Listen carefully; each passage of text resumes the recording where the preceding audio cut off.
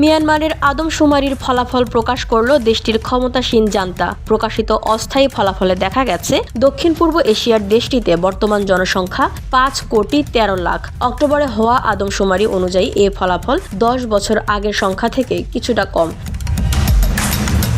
এই আদমশুমারির উপর ভিত্তি করে দেশটি জুড়ে চলা সংঘাত ও অস্থিরতার মধ্যেই নির্বাচনের প্রতিশ্রুতি দিয়েছে ক্ষমতাসীন জান্তা। বুধবার ইরাবতীর প্রতিবেদনে উঠে এসেছে এ তথ্য। 2014 সালে মিয়ানমারের সর্বশেষ আদমশুমারি অনুষ্ঠিত হয়েছিল। তখন দেশটির জনসংখ্যা নির্ধারিত হয়েছিল 5,15,00,000। এবারের শুমারিতে জনসংখ্যা 2 লাখ কমেছে বলে দেখা যাচ্ছে। এই দুই আদমশুমারির কোনোটিতেই সংখ্যালঘু রোহিঙ্গা মুসলিমদের অন্তর্ভুক্ত করা হয়নি।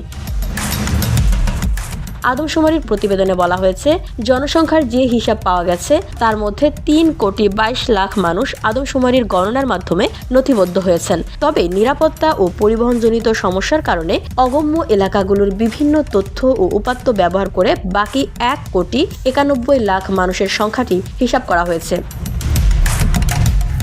জাতিসংঘের বিশ্ব জনসংখ্যা সম্ভাবনা প্রতিবেদনের উপর ভিত্তি করে বিশ্বব্যাংক মিয়ানমারের জনসংখ্যা 2024 সালে 5,45,00,000 হবে বলে হিসাব করেছিল, কিন্তু দেশটির আদমশুমারিতে পাওয়া সংখ্যা তার চেয়ে অনেকটা কম।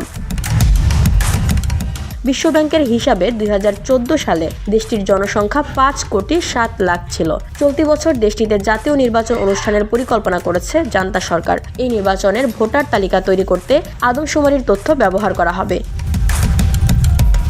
মিয়ানমারের সরকার বিরোধী গোষ্ঠীগুলো নির্বাচন আয়োজনের পরিকল্পনার নিন্দা করে একে ভান বলে উল্লেখ করেছে। নতুন বছর উপলক্ষে জান্তা প্রধান মিন অং হ্লাইং জাতির উদ্দেশ্যে একটি ভাষণ দেন। রাষ্ট্রায়ত্ত গণমাধ্যমে প্রকাশিত ওই ভাষণে লাইং বলেন, আমি সফলভাবে একটি অবাধ ও সুষ্ঠু নির্বাচন করার চেষ্টা করছি। এটি রাষ্ট্রীয় প্রশাসন পরিষদের চূড়ান্ত লক্ষ্য। গত মাসে মিয়ানমারের পররাষ্ট্রমন্ত্রী প্রতিবেশী দেশগুলোকে সামরিক জান্তা একটি নির্বাচন করতে যাচ্ছে বলে একে ব্রিফিংয়ে জানিয়েছিল, কিন্তু এই নির্বাচনে বিরোধী দলগুলো অংশগ্রহণের সম্ভাবনা প্রায় না থাকায় অনেকেই এর সমালোচনা করছে।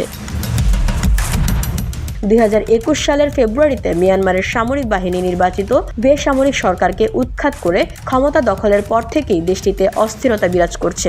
জান্তা সামরিক অভ্যুত্থান বিরোধী প্রতিবাদ সহিংসভাবে দমন করার পর দেশটি জুড়ে সশস্ত্র এক বিদ্রোহ ছড়িয়ে পড়েছে।